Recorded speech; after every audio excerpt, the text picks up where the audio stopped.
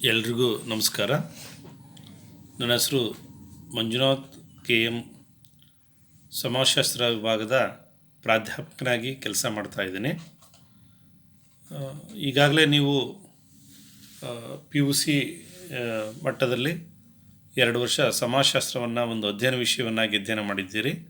ಅದರ ಮುಂದುವರೆದ ಭಾಗವಾಗಿ ಇಲ್ಲಿ ಸಮಾಜಶಾಸ್ತ್ರದ ಪ್ರವೇಶ ಅಥವಾ ಸಮಾಜಶಾಸ್ತ್ರ ಕುರಿತಂತೆ ಕೆಲವೊಂದು ಮಾಹಿತಿಗಳನ್ನು ಅಂದರೆ ಮೂಲ ತತ್ವಗಳನ್ನು ಹೇಳಿರುವಂಥದ್ದು. ಅದನ್ನು ಟೈಟ್ಲ್ ಪೇಪರ್ ಏನು ಅಂತ ಹೇಳಿದರೆ ಪ್ರಿನ್ಸಿಪಲ್ಸ್ ಆಫ್ ಸೋಷಿಯಾಲಜಿ ಅಂಥೇಳಿ ನಾವು ಕರೆಯುವಂಥದ್ದು, ಸಮಾಜಶಾಸ್ತ್ರದ ಮೂಲ ತತ್ವಗಳು ಅನ್ನುವಂಥದ್ದು. ಇಲ್ಲಿ ಸಮಾಜಶಾಸ್ತ್ರ ಅನ್ನುವಂಥ ಒಂದು ಸಮಾಜ ವಿಜ್ಞಾನಗಳಲ್ಲಿ ಒಂದು ಶಾಖೆಯಾಗಿ ನಾವು ಗುರುತಿಸ್ತಾ ಹೋಗ್ತೀವಿ. ಮನುಷ್ಯ ಸಾಮಾಜಿಕ ಜೀವಿ. ಆತ ರಾಜಕೀಯ ಚಟುವಟಿಕೆಗಳ ಭಾಗವಹಿಸುವುದ್ರ ಮುಖಾಂತರ, ಆರ್ಥಿಕ ಚಟುವಟಿಕೆಗಳನ್ನು ಮಾಡುವುದ್ರ ಮುಖಾಂತರ, ಮತ್ತು ಧಾರ್ಮಿಕವಾಗಿರ್ತಕ್ಕಂತಹ ಮತ್ತು ಅನೇಕ ರೀತಿಯಾಗಿರ್ತಕ್ಕಂಥ ವಿವಿಧ ಚಟುವಟಿಕೆಗಳು ಮಾಡುವುದ್ರ ಮುಖಾಂತರ ಮನುಷ್ಯ ಭಾಳ ವಿಶಿಷ್ಟವಾಗಿರ್ತಕ್ಕಂತಹ ಒಂದು ಚಟುವಟಿಕೆಯ ಭಾಗವಾಗಿ ಸಮಾಜದಲ್ಲಿ ಗೋಚರಿಸುವಂಥದ್ದು. ಇಲ್ಲಿ ಸಮಾಜಶಾಸ್ತ್ರ ಅನ್ನುವಂಥ ಒಂದು ಸಬ್ಜೆಕ್ಟ್ ಏನಿದೆ, ಭಾಳ ವಿಶೇಷವಾಗಿರ್ತಕ್ಕಂಥ ಅಂದರೆ ಮಾನವನ ಸಾಮಾಜಿಕ ಚಟುವಟಿಕೆಗಳನ್ನು ವೈಜ್ಞಾನಿಕವಾಗಿ ಅಧ್ಯಯನ ಮಾಡುವಂಥ ಒಂದು ಶಾಸ್ತ್ರವಾಗಿ ನಾವು ಗುರುತಿಸ್ತೀವಿ. ಭಾಳ ಅತ್ಯಂತ ಒಂದು ವಿಶಿಷ್ಟವಾಗಿರ್ತಕ್ಕಂತಹ ಸುಲಭವಾಗಿ ಅರ್ಥ ಮಾಡಿಕೊಳ್ಳಿಕ್ಕೆ ಸಾಧ್ಯವಿರುವಂಥ ಒಂದು ವಿಷಯವಾಗಿ ನಾವು ಸಮಾಜಶಾಸ್ತ್ರವನ್ನು ಗುರುತಿಸುವಂಥದ್ದು. ಇಲ್ಲಿ ಸುಮಾರು 6 ಚಾಪ್ಟರ್ಗಳಲ್ಲಿ ನಾವು ಈ ಒಂದು ಸಮಾಜಶಾಸ್ತ್ರದ ಪ್ರವೇಶ ಅಥವಾ ಸಮಾಜಶಾಸ್ತ್ರದ ಒಂದು ಮೂಲ ತತ್ವಗಳನ್ನು ಅಧ್ಯಯನ ಮಾಡ್ತೀವಿ. ಅದರಲ್ಲಿ ಮೊದಲ ಚಾಪ್ಟ್ರಲ್ಲಿ ಏನು ಅಂತ ಹೇಳಿದ್ರೆ ಇಂಟ್ರೊಡಕ್ಷನ್ ಟು ಸೋಷಿಯಾಲಜಿ, ಸಮಾಜಶಾಸ್ತ್ರಕ್ಕೆ ಪ್ರವೇಶ ಅನ್ನುವಂಥದ್ದು. ಇಲ್ಲಿ ಸಮಾಜಶಾಸ್ತ್ರ ಹೇಗೆ ಬೆಳವಣಿಗೆ ಆಯಿತು ಅನ್ನುವಂಥದ್ದು. ಈಗಾಗಲೇ ನಮಗೆ ಗೊತ್ತಿದೆ, ಆಗಸ್ಟ್ ಕಂಟ್ರವರು 1839ರಲ್ಲಿ ಮೊದಲ ಬಾರಿಗೆ ಸಮಾಜಶಾಸ್ತ್ರ ಎಂಬತಕ್ಕಂಥ ಪದವನ್ನು ಹುಟ್ಟು ಹಾಕುವುದ್ರ ಮುಖಾಂತರ ಒಂದು ಹೊಸ ಭಾಷ್ಯವನ್ನು ಬರೆಯುವಂಥ ಕೆಲಸವನ್ನು ಮಾಡ್ತಾರೆ ಅನ್ನುವಂಥದ್ದು. ನಂತರ ಆ ಒಂದು ಸಮಾಜಶಾಸ್ತ್ರ ಅಂದರೆ ಏನು ಅಂದರೆ ಮಾನವ ಸಮಾಜದ ಬಗೆಗಿನ ವೈಜ್ಞಾನಿಕ ಅಧ್ಯಯನವ ನಾವು ಸಮಾಜಶಾಸ್ತ್ರ ಅಂತ ಹೇಳ್ತೀವಿ. ಮತ್ತು ಅದರ ಅಧ್ಯಯನ ವಿಷಯ ಏನು ಮತ್ತು ಅದರ ವ್ಯಾಪ್ತಿಯನ್ನು ಕುರಿತಂತೆ 2 ಪಂಥಗಳನ್ನು ನಾವು ಗುರುತಿಸ್ತೀವಿ. ಈ ಒಂದು 2 ಪಂಥಗಳನ್ನು ಮೊದಲ ಚಾಪ್ಟ್ರಲ್ಲಿ ನಾವು ಅಧ್ಯಯನ ಮಾಡುವಂಥದ್ದು. ಮತ್ತು ಸಮಾಜಶಾಸ್ತ್ರವನ್ನು ಒಂದು ವಿಜ್ಞಾನವಾಗಿ ನೋಡ್ತಕ್ಕಂಥ ಕ್ರಮ. ಯಾಕೆ ವಿಜ್ಞಾನವಾಗಿ ನೋಡಬೇಕು ಅಂತ ಹೇಳಿದರೆ, ವಿಜ್ಞಾನ ಬಳಸಬಹುದಾಗಿರ್ತಕ್ಕಂಥ ಅನೇಕ ಅವಲೋಕನ ಇರಬಹುದು ಅಥವಾ ಬೇರೆ ಬೇರೆ ಪರಿಕರಗಳನ್ನು ಬಳಸುವುದರ ಮುಖಾಂತರ ವಿಜ್ಞಾನದ ಎತ್ತರಕ್ಕೆ ಬೆಳೆಯುವಂಥ ಒಂದು ಪ್ರಯತ್ನ ಸಮಾಜಶಾಸ್ತ್ರದ ಹಿನ್ನೆಲೆಯಲ್ಲಿ ಈ ಒಂದು ವಿಜ್ಞಾನ ಅನ್ನುವಂತಹ ಮತ್ತು ಅದು ಹೆಚ್ಚು ಹೆಚ್ಚು ಬೆಳೆಯುವಂಥ ಒಂದು ಶಾಸ್ತ್ರವಾಗಿ ಬೆಳಿಬೇಕಾದ್ರೆ ವೈಜ್ಞಾನಿಕ ವಿಧಾನಗಳನ್ನ ಅಳವಡಿಸ್ಕೊಳ್ಳುವಂಥದ್ದು ಮತ್ತು ಸಮಾಜಶಾಸ್ತ್ರದ ಲಕ್ಷಣಗಳೇನು ಮತ್ತು ಸಮಾಜಶಾಸ್ತ್ರ ಒಂದು ಕಲೆಯಾಗಿ ಸಮಾಜಶಾಸ್ತ್ರ ಹೀಗಿದೆ ಅನ್ನುವಂಥದ್ದು. ನಂತರ ಸಮಾಜಶಾಸ್ತ್ರದ ಉಪಯೋಗಗಳು. ಸಮಾಜಶಾಸ್ತ್ರ ಭಾಳಷ್ಟು ಉಪಯೋಗಗಳನ್ನು ಒಳಗೊಂಡಿರುವಂಥದ್ದು. ಇಂತಹ ಒಂದು ಸಮಾಜಶಾಸ್ತ್ರ ಹೊಸತನ್ನು ಕಂಡುಕೊಳ್ಳುವಂತಹ ಮತ್ತು ಅದರ ಜೊತೆಗೆ ಭಾಳ ಮುಖ್ಯವಾಗಿ ನಾವು ಗುರುತಿಸೋದೇನು ಅಂತ ಹೇಳಿದ್ರೆ, ಮಾನವ ಸಮಾಜವನ್ನು ಯಾವ ಶಾಸ್ತ್ರಗಳು ಅಧ್ಯಯನ ಮಾಡದೇ ಇರುವಂಥ ಸಂದರ್ಭದಲ್ಲಿ ಸಮಾಜಶಾಸ್ತ್ರ ಮಾನವನ ಸಾಮಾಜಿಕ ಚಟುವಟಿಕೆಗಳನ್ನು ವೈಜ್ಞಾನಿಕವಾಗಿ ಅಧ್ಯಯನ ಮಾಡ್ತದೆ ಅನ್ನುವಂಥದ್ದು. ಇಲ್ಲಿವರೆಗೂ ರಾಜ್ಯಶಾಸ್ತ್ರ, ಅರ್ಥಶಾಸ್ತ್ರ ತುಂಬ ಹಳೆಯದಾದ ಶಾಸ್ತ್ರಗಳು. ಆದರೆ ಸಮಾಜಶಾಸ್ತ್ರ ಇತ್ತೀಚೆಗೆ ಬೆಳೆದು ಬಂದಂಥ ಶಾಸ್ತ್ರವಾದರೂ ಕೂಡ ಭಾಳ ವಿಭಿನ್ನವಾಗಿ ವಿಶಿಷ್ಟವಾಗಿ ಬೆಳವಣಿಗೆಯಾಗುವಂಥ ಒಂದು ಶಾಸ್ತ್ರವಾಗಿ ನಾವು ಗುರುತಿಸ್ತೀವಿ ಅನ್ನುವಂಥದ್ದು. ಹಾಗಾಗಿ ಸಮಾಜಶಾಸ್ತ್ರದ ಉಪಯೋಗಗಳು ತುಂಬ ನಮ್ಮನ್ನು ವಿಶಾಲ ಮನೋಭಾವನೆಗೆ ಹಚ್ಚುವಂಥ ಕೆಲಸ, ಹೊಸ ಚಿಂತನೆಗೆ ಹಚ್ಚುವಂಥ ಕೆಲಸ ಮತ್ತು ಅದರ ಜೊತೆಗೆ ಸಮಗ್ರ ಸಮಾಜದ ಬಗ್ಗೆ ಒಂದು ಜ್ಞಾನವನ್ನು ಕೊಡುವಂಥ ಕೆಲಸವನ್ನು ಮಾಡ್ತದೆ. ಹೀಗೆ ಮೊದಲ ಚಾಪ್ಟ್ರಲ್ಲಿ ಸಮಾಜಶಾಸ್ತ್ರದ ಉಪಯೋಗಗಳನ್ನು ಕಲಿಯುವಂಥ ಒಂದು ಪ್ರಯತ್ನವನ್ನು ಮಾಡ್ತೀವಿ. 2ನೇ ಚಾಪ್ಟ್ರಲ್ಲಿ ನಾವು ನೋಡೋದಾದರೆ ಫಂಡಮೆಂಟಲ್ ಕಾನ್ಸೆಪ್ಟ್ಸ್ ಇನ್ ಸೋಷಿಯಾಲಜಿ ಅನ್ನುವಂಥ ಒಂದು ಚಾಪ್ಟ್ರು. ಈ ಚಾಪ್ಟ್ರಲ್ಲಿ ಏನು ಅಂತ ಹೇಳಿದ್ರೆ ಸಮಾಜಶಾಸ್ತ್ರ ಮೂಲಭೂತ ಪರಿಕಲ್ಪನೆಗಳು. ಅದರಲ್ಲಿ ಭಾಳ ಮುಖ್ಯವಾಗಿ ಸಮಾಜ. ಸಮಾಜ ಅಂದರೆ ನಾವು ವಾಸ ಮಾಡುವಂತಹ ಸಾಮಾಜಿಕ ಪರಿಸರದ ಒಂದು ಹಿನ್ನೆಲೆಯ ಒಟ್ಟು ಒಂದು ವ್ಯವಸ್ಥೆಯನ್ನು ನಾವು ಸಮಾಜ ಅಂತ ಕರಿತೀವಿ. ಯಾಕಂದರೆ ಸಮಾಜ ಇಲ್ಲದೆ ಮನುಷ್ಯ ಇರಲಿಕ್ಕೆ ಸಾಧ್ಯ ಇಲ್ಲ. ಮನುಷ್ಯ ಎಲ್ಲಿ ಇದನೋ ಅಲ್ಲಿ ಸಮಾಜ ಇದೆ ಎಂದರ್ಥ. ಹಾಗಾಗಿ ಸಮಾಜ ಅನ್ನುವಂಥದ್ದು ಮೆಕವೇರ್ ಮತ್ತು ಪೇಜ್ ತುಂಬ ಅದ್ಭುತವಾಗಿ ಈ ಸೊಸೈಟಿ ಅನ್ನುವಂಥ ಗ್ರಂಥದಲ್ಲಿ ಏನು ಹೇಳ್ತಾರೆ ಅಂದರೆ, ಸಮಾಜವೆಂಬುದು ಸಾಮಾಜಿಕ ಸಂಬಂಧಗಳ ಬಲೆ ಅಂತ ಕರೀತಾರೆ. Society is A web of social relationship.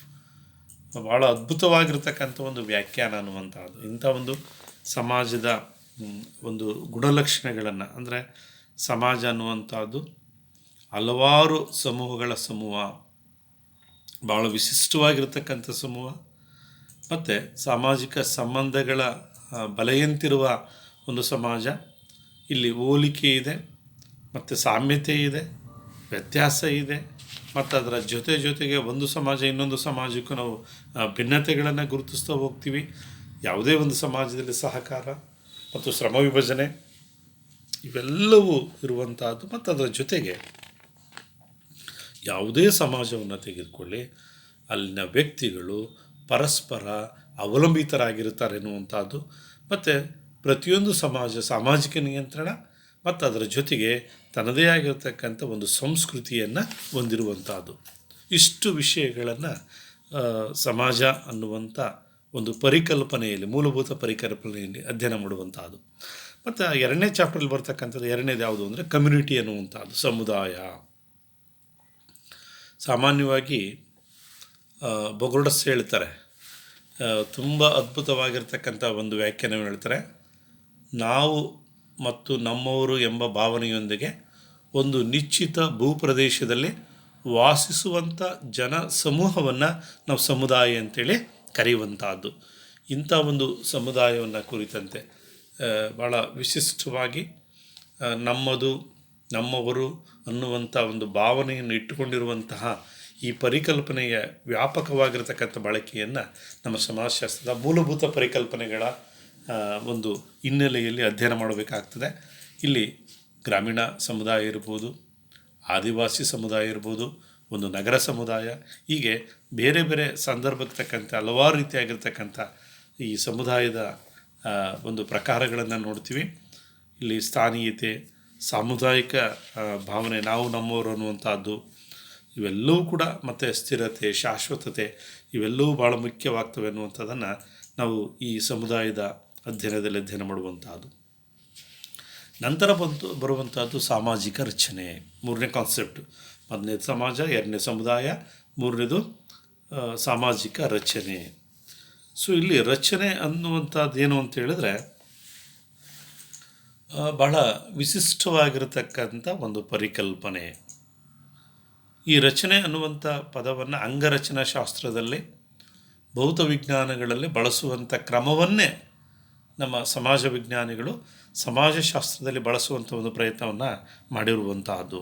ಅಂದರೆ ಇಲ್ಲಿ ರ್ಯಾಡ್ಕ್ಲಿಫ್ ಬ್ರೂನ್ ಅನ್ನುವಂಥ ಒಬ್ಬ ಸಮಾಜ ವಿಜ್ಞಾನಿ ತುಂಬ ಚೆನ್ನಾಗಿ ಹೇಳ್ತಾನೆ. ಅಂದರೆ ಸಾಂಸ್ಥಿಕ ನಿಯಮಗಳಿಂದ ನಿಯಂತ್ರಿತವಾದ ಅಥವಾ ನಿರೂಪಿತವಾದ ಸಾಮಾಜಿಕ ಸಂಬಂಧಗಳಿಗೆ ಒಳಪಟ್ಟ ಜನರ ಕ್ರಮಬದ್ಧವಾದ ಜೋಡಣೆಯನ್ನು ಸಾಮಾಜಿಕ ರಚನೆ ಅಂತೇಳಿ ಕರೆಯುವಂಥದ್ದು. ಅಂದರೆ ರಚನೆ ಇರಬೇಕಾದ್ರೆ ಅಲ್ಲಿ ಕ್ರಮಬದ್ಧವಾಗಿರಬೇಕು, ವ್ಯವಸ್ಥಿತವಾಗಿರಬೇಕು.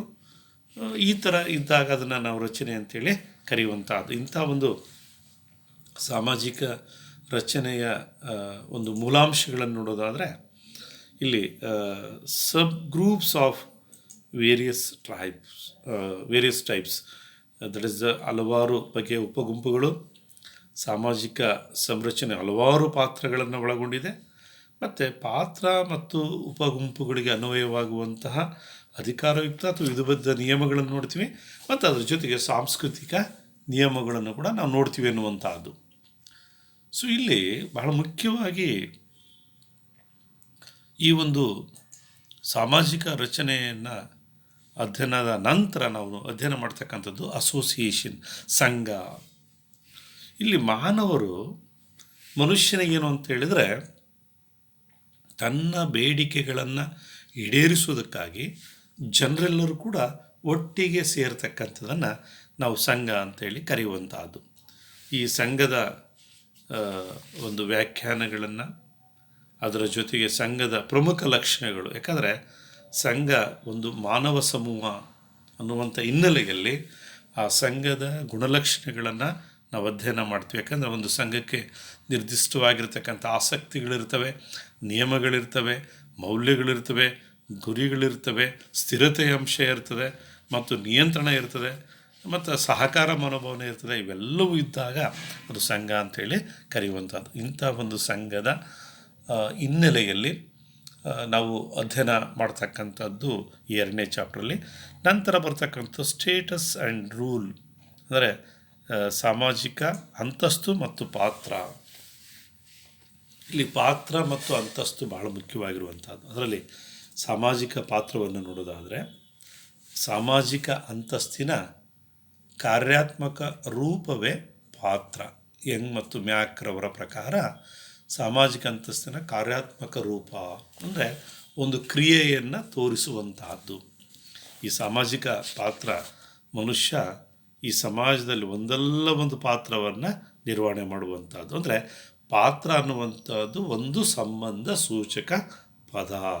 ಒಬ್ಬ ವ್ಯಕ್ತಿ, ಸಂದರ್ಭ, ಅಂತಸ್ತು ಇವುಗಳನ್ನು ಹೊಂದಿಕೊಂಡಂತೆ ಮನುಷ್ಯನ ಪಾತ್ರ ಇರ್ತದೆ ಮತ್ತು ಆ ಪಾತ್ರ ನಿರ್ವಹಣೆ ಅನ್ನುವಂಥದ್ದು ಮನುಷ್ಯನಿಗೆ ಅನಿವಾರ್ಯ.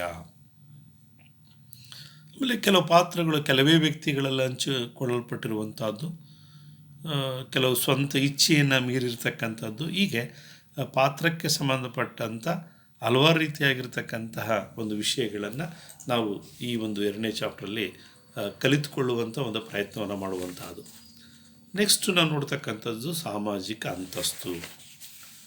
ಲಿಂಟನ್ ಅನ್ನುವಂಥ ಒಬ್ಬ ಸಮಾಜ ವಿಜ್ಞಾನಿ ಭಾಳ ಸುಂದರವಾಗಿರ್ತಕ್ಕಂಥ ಒಂದು ವ್ಯಾಖ್ಯಾನವನ್ನು ಕೊಡ್ತಾರೆ. ಅಂದರೆ ಒಂದು ನಿರ್ದಿಷ್ಟ ಸಮಾಜದಲ್ಲಿ ಒಂದು ನಿಗದಿತ ಕಾಲದಲ್ಲಿ ವ್ಯಕ್ತಿಯೋರ್ವನು ಹೊಂದಿರುವ ವಿಶಿಷ್ಟ ಸ್ಥಾನವೇ ಸಾಮಾಜಿಕ ಅಂತಸ್ತು ಅನ್ನುವಂಥದ್ದು. ಪ್ರತಿಯೊಬ್ಬ ವ್ಯಕ್ತಿಯು ತನ್ನ ಪಾತ್ರಕ್ಕೆ ತಕ್ಕಂತೆ ಅಂತಸ್ತಿರ್ತದೆ ಎನ್ನುವಂಥದ್ದು. ಆ ಹಿನ್ನೆಲೆಯಲ್ಲಿ ಅಂತಸ್ತು ಎಂಬ ಮೌಲಿಕವಾಗಿ ತಟಸ್ಥವಾದ ಒಂದು ಪರಿಕಲ್ಪನೆ ಹಿನ್ನೆಲೆಯಲ್ಲಿ ನಾವು ಅಧ್ಯಯನ ಮಾಡ್ತಕ್ಕಂಥದ್ದು. ಯಾಕಂದರೆ ಅಂತಸ್ತನ್ನು ಗುರುತಿಸಲಿಕ್ಕೆ ನಮಗೆ ಬಾಹ್ಯ ಚಿಹ್ನೆಗಳನ್ನು ನೋಡ್ತಾ ಇರ್ತೀವಿ. ಫಾರ್ ಎಕ್ಸಾಂಪಲ್, ಒಬ್ಬ ವ್ಯಕ್ತಿ ಕೋಟ್ ಹಾಕ್ಕೊಂಡು ಬಂದ ಅಂದ ತಕ್ಷಣ ಒಂದು ಕಪ್ಪದಾಗಿರ್ತಕ್ಕಂಥ ಕೋಟನ್ನು ಹಾಕ್ಕೊಂಡ್ರೆ ನಾವು easily identify that person is the as A lawyer. ಭಾಳ ಈಸಿಯಾಗಿ ಆತ ಲಾಯರ್ ಇದ್ದಾನೆ. ಅಥವಾ ಕಾವಿ ಬಟ್ಟೆಯನ್ನು ಧರಿಸಿದ ತಕ್ಷಣ ಆತ ಯಾವುದು ಧಾರ್ಮಿಕವಾಗಿರ್ತಕ್ಕಂಥದ್ದನ್ನು ಸೂಚಿಸುವಂಥದ್ದು. ಹೀಗೆ ನಾವು ಗುರುತಿಸುವಂಥದ್ದು ಉಡುಪಿನ ವೈಶಿಷ್ಟ್ಯಗಳಿರ್ಬೋದು, ಬಿರುದುಗಳಿರ್ಬೋದು, ಮತ್ತು ಅದರ ಜೊತೆಗೆ ಕರ್ತವ್ಯಗಳು, ಹಕ್ಕುಬಾಧ್ಯತೆಗಳು, ಇವುಗಳ ಆಧಾರದ ಮೇಲೆ ನಾವು ಅಂತಸ್ತುಗಳನ್ನು ಗುರುತಿಸ್ತೀವಿ. ಇಲ್ಲಿ ಅಂತಸ್ತುಗಳನ್ನು ಮತ್ತೆ 2 ಬಗೆಯಾಗಿ ನೋಡ್ತೀವಿ. ಒಂದು ಸಾಧಿತ ಅಥವಾ ಗಳಿಸಿದ, ಎರಡನೇದು ಆರೋಪಿತ ಅಂತಸ್ತು ಅಂಥೇಳಿ 2 ರೀತಿಯಾಗಿರ್ತಕ್ಕಂಥ ಅಂತಸ್ತುಗಳನ್ನ ನೋಡ್ತೀವಿ. ಅಂದರೆ ಸಾಧಿತ ಅಂದರೆ ಒಬ್ಬ ವ್ಯಕ್ತಿಯು ತನ್ನ ಶಕ್ತಿ, ಸಾಮರ್ಥ್ಯ, ಪ್ರತಿಭೆಗೆ ಅನುಗುಣವಾಗಿ ಗಳಿಸಿದಂಥ ಅಂತಸ್ತು. ಅದು ದಟ್ ಈಸ್ ದ ಅಸ್ಕ್ರೈಬ್ಡ್ ಸ್ಟೇಟಸ್ ಅಂತ ಕರಿತೀವಿ. ಅಚೀವ್ಡ್ ಸ್ಟೇಟಸ್ ಅಂತ ಕರಿತೀವಿ.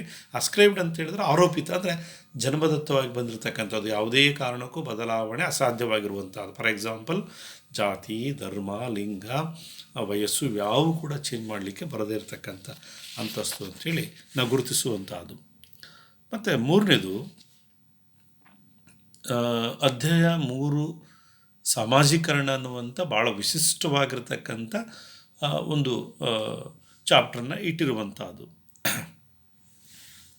ಸಾಮಾಜೀಕರಣ ಅನ್ನುವಂಥದ್ದೇನು ಅಂತ ಹೇಳಿದ್ರೆ, ಮನುಷ್ಯನಿಗೆ ಸಹಜವಾಗಿ ಪ್ರಾಣಿಯ ಪ್ರವೃತ್ತಿಯ ಅಂಶಗಳು ಸಹಜವಾಗಿರುವಂಥದ್ದು.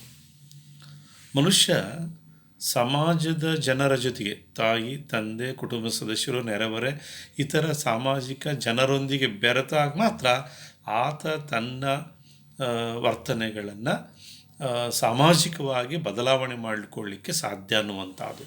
ಈಗಾಗಲೇ ನಾವು ನೋಡಿದ್ದೀವಿ, ತೋಳಗಳ ಜೊತೆಯಲ್ಲೇ ಬೆಳೀತಕ್ಕಂತಹ 2 ಮಕ್ಕಳು ತೋಳಗಳಂತೆಯೇ ವರ್ತಿಸುವುದನ್ನು ನಾವು ನೋಡ್ತಾ ಹೋಗ್ತೀವಿ. ಹಾಗಾಗಿ ಆ ತೋಳಗಳಿಗಿಂತ ಭಾಳ ಭಿನ್ನವಾಗಿ ನಾವು ಸಾಮಾಜಿಕ ಅಂಶಗಳನ್ನು ಬೆಳೆಸ್ಕೊಳ್ಬೇಕಾದ್ರೆ ಮನುಷ್ಯ ಸಾಮಾಜೀಕರಣ ಅನ್ನುವಂಥ ಒಂದು ಪ್ರಕ್ರಿಯೆ ಅನ್ನುವಂಥದ್ದು ಬಹಳ ಮುಖ್ಯ ಅನ್ನುವಂಥದ್ದು.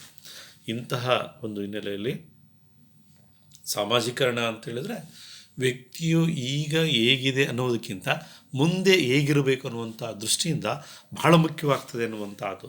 ಇಂಥ ಒಂದು ಸಾಮಾಜೀಕರಣ ಒಂದು ಪ್ರಕ್ರಿಯೆಗೆ ಒಳಗಾಗುವುದರ ಮೂಲಕ ಮನುಷ್ಯ ಸಾಮಾಜಿಕ ಮುಖಿಯಾಗಿರುವಂತಹ ವರ್ತನೆಗಳನ್ನು ಬೆಳೆಸಿಕೊಳ್ತಾನೆ ಅನ್ನುವಂಥದ್ದು. ಅದರ ಲಕ್ಷಣಗಳನ್ನು ನೋಡ್ತಾ ಹೋಗ್ತೀವಿ. ಸಾಮಾಜೀಕರಣ ಅಂದ್ರೇನು, ಅದರ ಹೇಗೆ ಇರ್ತದೆ, ಅದು ಹೇಗೆ ಬೆಳೀತದೆ, ಮನುಷ್ಯ ಆ ಸಾಮಾಜೀಕರಣದ ಸಾಮೂಹಿಕತೆಯ ಪ್ರಾಮುಖ್ಯತೆ ಏನು, ಅದೊಂದು ಸಾಮಾಜಿಕ ಕಲಿಕೆ ಅನ್ನುವಂಥದ್ದು ಸೋಷಿಯಲ್ ಲರ್ನಿಂಗ್ ಅಂತ ಕರೀತೀವಿ. ಇಂಥ ಒಂದು ಸಾಮಾಜೀಕರಣವನ್ನು ಆ ಒಂದು ಇದರಲ್ಲಿ ಅಧ್ಯಯನ ಮಾಡ್ತಕ್ಕಂಥದ್ದು. ಮತ್ತು ಅದರ ಪ್ರಾಮುಖ್ಯತೆಯನ್ನು ನೋಡೋದಾದರೆ ಮನುಷ್ಯನಿಗೆ ಸಾಮಾಜೀಕರಣ ಅನ್ನುವಂಥದ್ದು ಬಹಳ ಮುಖ್ಯವಾಗಿ ಬೇಕಾಗ್ತದೆ ಅನ್ನುವಂಥದ್ದು. ಮತ್ತು ಅದು ಅನಿವಾರ್ಯವೂ ಕೂಡ. ಯಾಕಂದರೆ ನಾವು ಸಮಾಜ ಜೀವಿಯಾಗಬೇಕಾದ್ರೆ ಮನುಷ್ಯನಿಗೆ ಬಹಳ ಮುಖ್ಯವಾಗಿ ಬೇಕಾಗಿರುವಂಥದ್ದು ಯಾವುದು ಅಂತ ಹೇಳಿದ್ರೆ ಈ ಸಾಮಾಜೀಕರಣ ಪ್ರಕ್ರಿಯೆ ಅನ್ನುವಂಥದ್ದು. ಇಂಥ ಒಂದು ಸಾಮಾಜೀಕರಣವನ್ನು ಕುರಿತಂತೆ ಇವತ್ತು ಮನುಷ್ಯ ಸಮೂಹ ಜೀವಿಯಾಗಬೇಕಾದ್ರೆ, ಆಲೋಚನಾ ಜೀವಿಯಾಗಬೇಕಾದ್ರೆ, ವ್ಯಕ್ತಿತ್ವದ ಬೆಳವಣಿಗೆಗೆ ಕಾರಣ ಆಗಬೇಕಾದ್ರೆ ಅಥವಾ ವ್ಯಕ್ತಿತ್ವವನ್ನು ಬೆಳೆಸ್ಕೊಳ್ಬೇಕಾದ್ರೆ, ಒಂದು ಶಿಸ್ತುಬದ್ಧ ಜೀವನವನ್ನು ರೂಪಿಸ್ಕೊಳ್ಬೇಕಾದ್ರೆ ಅಥವಾ ನಮ್ಮ ಪಾತ್ರಗಳನ್ನು ಭಾಳ ಯಶಸ್ವಿಯಾಗಿ ನಿರ್ವಹಣೆ ಮಾಡಬೇಕಾದ್ರೆ ಸಾಮಾಜೀಕರಣ ಅನ್ನುವಂಥದ್ದು ಭಾಳ ಮುಖ್ಯ ಆಗ್ತದೆ ಅನ್ನುವಂಥದ್ದು ಕೂಡ ನಾವು ಗುರುತಿಸ್ತೀವಿ ಎನ್ನುವಂಥದ್ದು. ಈ ಹಿನ್ನೆಲೆಯಲ್ಲಿ ಸಾಮಾಜೀಕರಣದ ಒಂದು ಮಹತ್ವವನ್ನು ನೋಡ್ತೀವಿ. ನಂತರ ನಾವು ಅದರ ಜೊತೆಗೆ ಸಾಮಾಜೀಕರಣದ ನಿಯೋಗಿಗಳು. ಸಾಮಾಜೀಕರಣ ಅಂತೇಳಿದ್ರೆ ಅದು ಇದ್ದಕ್ಕಿದ್ದಂಗೆ ಬೆಳೀಲಿಕ್ಕೆ ಸಾಧ್ಯ ಆಗೋದಿಲ್ಲ. ಇಲ್ಲಿ ಸಾಮಾಜೀಕರಣಕ್ಕೆ ಅದರದೇ ಆಗಿರತಕ್ಕಂಥ ಕೆಲವು ನಿಯೋಗಿಗಳಿದ್ದಾವೆ. Agencies of the socialisation process. The first one is the family. ಮನುಷ್ಯ ಆರಂಭದಲ್ಲಿ ಕುಟುಂಬದಲ್ಲಿ ಜನ್ಮ ತಾಳೋದ್ರ ಮುಖಾಂತರ ಕುಟುಂಬದ ಪ್ರಭಾವವನ್ನು ವ್ಯಕ್ತಿ ಮೇಲೆ ಗುರುತಿಸ್ತೀವಿ ಅನ್ನುವಂಥದ್ದು. ಅಲ್ಲಿ ತಾಯಿ, ತಂದೆ, ಅಜ್ಜ, ಅಜ್ಜಿ, ಕುಟುಂಬದ ಇತರ ಸದಸ್ಯರ ಪ್ರಭಾವ, ನಂತರ ಶಾಲೆ, ಅದರ ಜೊತೆಗೆ ಸ್ಟೇಟ್, ರಾಜ್ಯ ಅನ್ನುವಂಥ ಪರಿಕಲ್ಪನೆ, ಅದರ ಜೊತೆಗೆ ಧರ್ಮ ಮತ್ತು ಸಮೂಹ ಮಾಧ್ಯಮಗಳು. ಹೀಗೆ ಅನೇಕ ರೀತಿಯಾಗಿರ್ತಕ್ಕಂಥ ನಿಯೋಗಿಗಳನ್ನು ನಾವು ಗುರುತಿಸ್ತೀವಿ ಅನ್ನುವಂಥದ್ದು.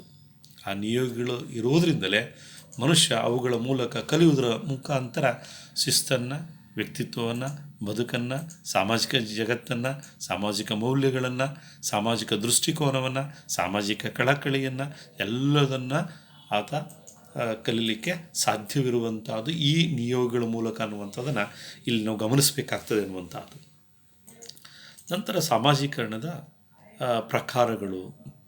ಸಾಮಾಜೀಕರಣದಲ್ಲಿ ಹಲವಾರು ರೀತಿಯಾಗಿರ್ತಕ್ಕಂಥ ಪ್ರಕಾರಗಳನ್ನು ನಾವು ಗುರುತಿಸ್ತಾ ಹೋಗ್ತೀವಿ. ಅದರಲ್ಲಿ ಪ್ರಾಥಮಿಕ ಸಾಮಾಜೀಕರಣ, ನಿರೀಕ್ಷಣಾತ್ಮಕ ಸಾಮಾಜೀಕರಣ, ಮತ್ತು ಮೂರನೇದಾಗಿ ಪ್ರೌಢ ಅಥವಾ ಅಭಿವೃದ್ಧಾತ್ಮಕ ಸಾಮಾಜೀಕರಣ, ನಾಲ್ಕನೇದಾಗಿ ಪುನರ್ ಸಾಮಾಜೀಕರಣ ಅಂಥೇಳಿ 4 ರೀತಿಯಾಗಿರ್ತಕ್ಕಂಥ ಸಾಮಾಜೀಕರಣದ ಪ್ರಕಾರಗಳನ್ನು ನಾವು ಗುರುತಿಸ್ತೀವಿ ಅನ್ನುವಂಥದ್ದು.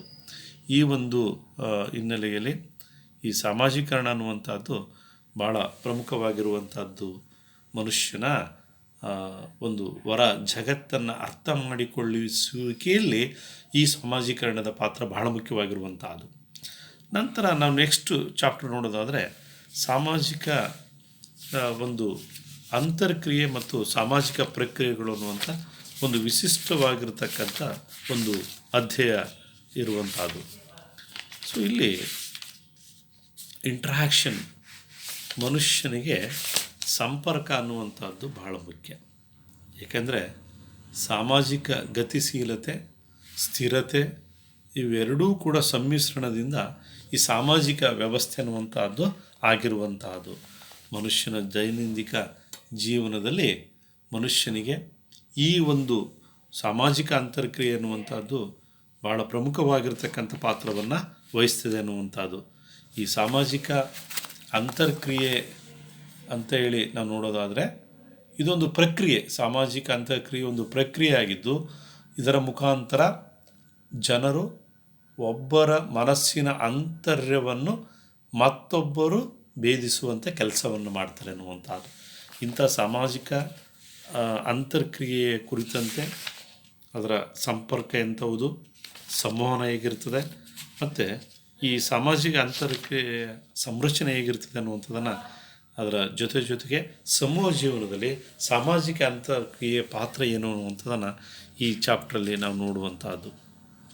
ಅದ್ರ ಜೊತೆಗೆ ಅದರ ಮಹತ್ವ, ನಂತರ ಸಾಮಾಜಿಕ ಪ್ರಕ್ರಿಯೆಗಳು, ಮನುಷ್ಯ ಹಲವಾರು ಸಾಮಾಜಿಕ ಪ್ರಕ್ರಿಯೆಗೆ ಒಳಗಾಗ್ತಾನೆ. ಅದರಲ್ಲಿ ಭಾಳ ಮುಖ್ಯವಾಗಿ ಅದರ ಲಕ್ಷಣಗಳೇನು, ಸಾಮಾಜಿಕವಾಗಿರ್ತಕ್ಕಂಥ ಈ ಪ್ರಕ್ರಿಯೆಗಳ ಕೆಲವು ಟೈಪ್ಸ್, ಅದರಲ್ಲೂ ಸಹಕಾರ ಇರ್ಬೋದು, ಮನುಷ್ಯ ಒಂದನ್ನು ಮತ್ತೊಂದನ್ನು ಪಡೀಲಿಕ್ಕೆ ಸ್ಪರ್ಧೆಗಿಳಿತಕ್ಕಂಥದ್ದು, ಕೆಲವೊಂದು ಸಲ ಸ್ಪರ್ಧೆಗಳೇ ಸಂಘರ್ಷಗಳಾಗಿ ಹೊಸ ರೂಪಗಳನ್ನು ಪಡಿತಕ್ಕಂಥದ್ದು, ಎಲ್ಲೋ ಸಂದರ್ಭಗಳಲ್ಲಿ ಸದಾ ಮನುಷ್ಯ ಸಂಘರ್ಷವನ್ನು ಮಾಡದೇ ಇರುವಂತಹ ಸಂದರ್ಭಗಳಲ್ಲಿ ಹೊಂದಾಣಿಕೆ ಮಾಡಿಕೊಳ್ಳತಕ್ಕಂಥದ್ದು, ಹೀಗೆ ಹಲವಾರು ರೀತಿಯಾಗಿರ್ತಕ್ಕಂತಹ ಸಾಮಾಜಿಕ ಪ್ರಕ್ರಿಯೆಗಳನ್ನು ನೋಡ್ತೀವಿ. ಸಹಕಾರ, ಸ್ಪರ್ಧೆ, ಸಂಘರ್ಷ, ಹೊಂದಾಣಿಕೆ, ಸ್ವಾಂಗೀಕರಣ, ಹೀಗೆ ಹಲವಾರು ರೀತಿಯಾಗಿರ್ತಕ್ಕಂಥ ಸಾಮಾಜಿಕ ಪ್ರಕ್ರಿಯೆಗಳು ಮನುಷ್ಯನ ಒಂದು ಜೀವಂತಿಕೆಗೆ, ಅಸ್ತಿತ್ವಕ್ಕೆ, ತಾನು ಹೊಸದನ್ನು ಪಡೆದುಕೊಳ್ಳುವುದರ ಕಡೆಗೆ ಇವೆಲ್ಲವೂ ಕೂಡ ಸಹಾಯಕವಾಗ್ತವೆ ಅನ್ನುವಂಥದ್ದನ್ನು ನಾವಿಲ್ಲಿ ಗುರುತಿಸ್ತೀವಿ ಎನ್ನುವಂಥದ್ದು. ನಂತರ 5ನೇ ಚಾಪ್ಟ್ರಿಗೆ ಬಂದರೆ ನಾವು ಇದು ಕಲ್ಚರ್ ಆ್ಯಂಡ್ ಸಿವಿಲೈಸೇಷನ್. ಮನುಷ್ಯ ಎಲ್ಲ ಪ್ರಾಣಿಗಳಿಗಿಂತ ಬಹಳ ಭಿನ್ನವಾಗಿರುವಂಥದ್ದು, ಮತ್ತು ಪ್ರಾಣಿ ಪ್ರಪಂಚ ಮತ್ತು ಮಾನವ ಪ್ರಪಂಚದ ಮೇಲೆ ಬಹಳ ಸ್ಪಷ್ಟವಾಗಿರ್ತಕ್ಕಂಥ ಒಂದು ಗೆರೆಯನ್ನು ಹಾಕಬೇಕಾದ್ರೆ ನಾವು ಸಂಸ್ಕೃತಿಯನ್ನು ಇಟ್ಟುಕೊಂಡೇ ಗೆರೆಯನ್ನು ಹಾಕ್ತಕ್ಕಂಥದ್ದು ಭಾಳ ಮುಖ್ಯ. ಏಕೆಂದರೆ ಸಂಸ್ಕೃತಿ ಬಹಳ ಮುಖ್ಯ. ಒಂದು ಕಲ್ಲು ಇರುವಂಥದ್ದು ಪ್ರಕೃತಿ, ಅದನ್ನು ಕಡಿದು ಮೂರ್ತಿಯನ್ನಾಗಿ ಮಾಡಿದರೆ ಅದು ಸಂಸ್ಕೃತಿ. ಪ್ರಕೃತಿ, ಸಂಸ್ಕೃತಿ. ಭತ್ತ ಪ್ರಕೃತಿ ಆದರೆ ಅದರಿಂದ ಅಕ್ಕಿಯನ್ನು ತಯಾರಿಸ್ತಕ್ಕಂಥದ್ದು ಸಂಸ್ಕೃತಿ. ಅದೇ ರೀತಿಯಾಗಿ ಮನುಷ್ಯ ಸಹಜವಾಗಿಯೇ ಪ್ರಕೃತಿ ದತ್ತವಾಗಿರ್ತಕ್ಕಂಥ ಕೆಲವು ಮೂಲ ಪ್ರವೃತ್ತಿಗಳನ್ನು ಅಳವಡಿಸ್ಕೊಂಡಿರ್ತಾನೆ.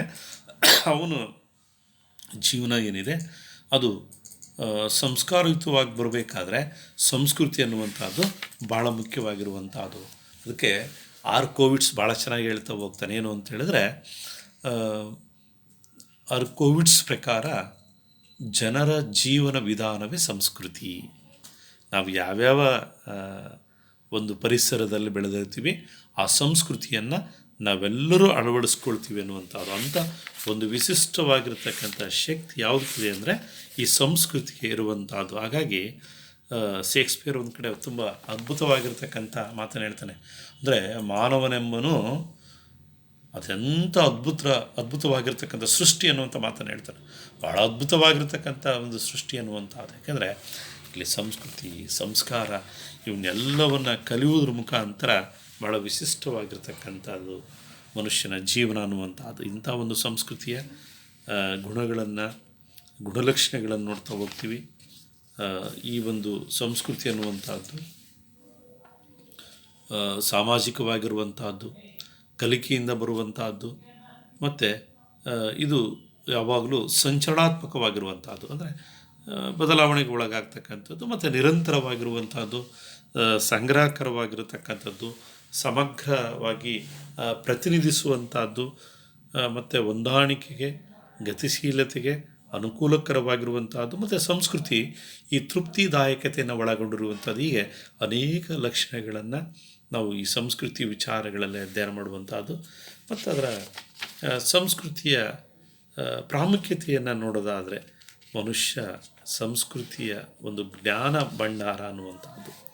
ನಾವು ಬದುಕುವಂಥ, ಊಟ ಮಾಡುವಂಥ, ಮಾತನಾಡುವಂತಹ, ನಡೆಯುವಂಥ ಇವೆಲ್ಲವೂ ಕೂಡ ನಮ್ಮ ಪ್ರತಿಯೊಂದು ಚಟುವಟಿಕೆಗಳು ಹಿಂದೆ ಕೆಲಸ ಮಾಡುವಂಥದ್ದು ಸಂಸ್ಕೃತಿ ಅನ್ನುವಂಥದ್ದು. ಹಾಗಾಗಿ ಸಂಸ್ಕೃತಿ ಭಾಳ ಮುಖ್ಯ ಅನ್ನುವಂಥದ್ದನ್ನು ಇಲ್ಲಿ ನಮ್ಮ ಇಡೀ ಭವಿಷ್ಯವನ್ನು ನಿರ್ಧರಿಸ್ತಕ್ಕಂಥ ಒಂದು ಶಕ್ತಿ ಯಾವುದಕ್ಕಿದೆ ಅಂತೇಳಿದ್ರೆ ಈ ಒಂದು ಸಂಸ್ಕೃತಿಗೆ ಇರುವಂಥ ಈ ಹಿನ್ನೆಲೆಯಲ್ಲಿ ಈ ಸಂಸ್ಕೃತಿಯನ್ನು ನಾವು ಅಧ್ಯಯನ ಮಾಡುವಂಥದ್ದು. ಮತ್ತು ಅದರ ಜೊತೆಗೆ ಈ ಸಂಸ್ಕೃತಿಯ ಕೆಲವು ಘಟಕಾಂಶಗಳ ಅಥವಾ ಮೂಲಾಂಶಗಳನ್ನು ಕೂಡ ನಾವು ಅಧ್ಯಯನ ಮಾಡ್ತೀವಿ. ಅದರಲ್ಲಿ ಜ್ಞಾನ ಮತ್ತು ಅದರ ಜೊತೆಗೆ ನಂಬಿಕೆ, ಮೌಲ್ಯ, ಈ ಭಾಷೆಯನ್ನೊಳಗೊಂಡಂಥ ಸಂಕೇತಗಳಿರ್ಬೋದು, ತಾಂತ್ರಿಕತೆಯನ್ನೊಳಗೊಂಡಂಥ ಭೌತ ಸಂಸ್ಕೃತಿ, ಇವನ್ನೆಲ್ಲವನ್ನು ಸಂಸ್ಕೃತಿಯ ವಿಚಾರಕ್ಕೆ ಬಂದಂಥ ಸಂದರ್ಭದಲ್ಲೇ ಈ ಚಾಪ್ಟರ್ ಅಧ್ಯಯನ ಮಾಡುವಂಥದ್ದು. ನಂತರ ಬರುವಂಥದ್ದು ನಾಗರಿಕತೆ. ನಾವು ಇವತ್ತಿನ ಸಂದರ್ಭಗಳಲ್ಲಿ ನಾಗರಿಕತೆಯ ಬಗ್ಗೆ ಭಾಳಷ್ಟು ಮಾತನಾಡ್ತಾ ಇರ್ತೀವಿ. ನಾಗರಿಕತೆ ಹಾಗೆ ಹೀಗೆ ಅಂಥೇಳಿ ಆ ನಾಗರಿಕತೆಯನ್ನು ಅಧ್ಯಯನ ಮಾಡ್ತಕ್ಕಂಥ ಒಂದು ಹಿನ್ನೆಲೆಯಲ್ಲಿ ಈ ನಾಗರಿಕತೆ ಅನ್ನುವಂಥದ್ದು ಒಂದು ರೀತಿಯಾಗಿರ್ತಕ್ಕಂಥ ಈ ಕಾಂಪ್ಲೆಕ್ಸ್ ಕಾನ್ಸೆಪ್ಟ್. ಅದು ಅಂದರೆ ಒಂದು ಸಂಕೀರ್ಣವಾಗಿರ್ತಕ್ಕಂಥ ಪರಿಕಲ್ಪನೆ, ಸಂಕೀರ್ಣಮಯ ಮತ್ತು ಹೆಚ್ಚು ವಿಕಸಿತವೂ ಆದಂಥ ಸಂಸ್ಕೃತಿಯೇ ನಾಗರಿಕತೆ.